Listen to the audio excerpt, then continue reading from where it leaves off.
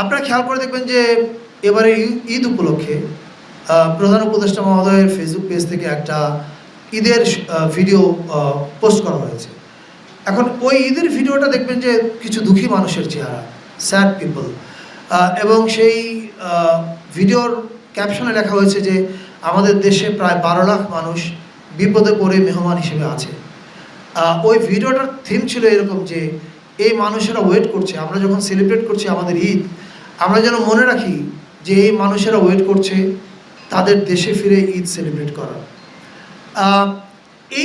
এটা আমি মনে করি যে আপনি অন্য মানুষের নিপীড়িত মানুষের ব্যাপারে কি বোধ করেন, এটা কিন্তু আপনার সংস্কৃতির পরিচয়।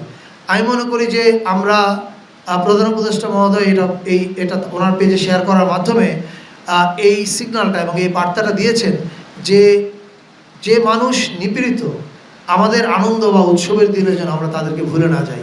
এবারে শোভাযাত্রা যেটা হবে আমাদের চারুকলা থেকে যেটা বেরোবে, সেখানে প্রথমবারের মতো বাম্বা যোগ দিচ্ছে। বাম্বা মানে আমরা জানি যে রক মিউজিশিয়ানরা, এবং তারা যোগ দিচ্ছে একটা কজকে তারা এবার হাইলাইট করতে চায়।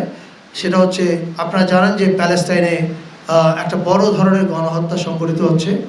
বাম্বা প্রায় 200 গিটারিস্ট নিয়ে আসবে এবং তারা আহ্বান জানিয়েছে ঢাকা এবং ঢাকার আশেপাশে যত গিটার প্লেয়ার, এনি পার্ক মানে রিদম প্লেয়ার, তারা প্রত্যেকেই যেন তাদের সঙ্গে যোগ দেয়। এবং তারা আহ্বান জানিয়েছে আপনারা একটা প্যালেস্টাইনের ফ্ল্যাগ নিয়ে আসবেন এবং ওই রক মিউজিশিয়ানরা একটা গান গাবে। আপনারা জানেন সেই গানটা from the river to sea Palestine will be free.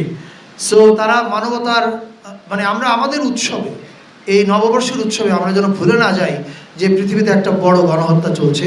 আমি বাংলাদেশের রক মিউজিশিয়ানদেরকে ধন্যবাদ জানাই এ ধরনের একটা মানবিক কজকে এবারে শোভাযাত্রা